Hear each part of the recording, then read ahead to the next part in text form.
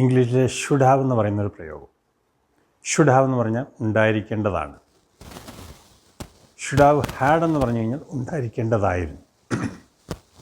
അപ്പോൾ പാസ്റ്റിൽ നടന്നതിനാണ് നമ്മൾ should have had എന്ന് പറയുന്നത്. പ്രസൻറ്റ് സിറ്റുവേഷനും അല്ലെങ്കിൽ ഫ്യൂച്ചർ സിറ്റുവേഷനും വേണ്ടി ഒരു സംഗതി നിങ്ങൾക്കുണ്ടായിരിക്കണം, അല്ലെങ്കിൽ അവനുണ്ടായിരിക്കണം, അവർക്കുണ്ടായിരിക്കണം, ആർക്കോ ഉണ്ടായിരിക്കണം എന്നുള്ള അർത്ഥത്തിൽ പറയുമ്പോൾ ഷുഡ് ഹാവ് പ്രയോഗം. ഫോർ എക്സാമ്പിൾ, അവനൊരു പാസ്പോർട്ട് ഉണ്ടായിരിക്കണം.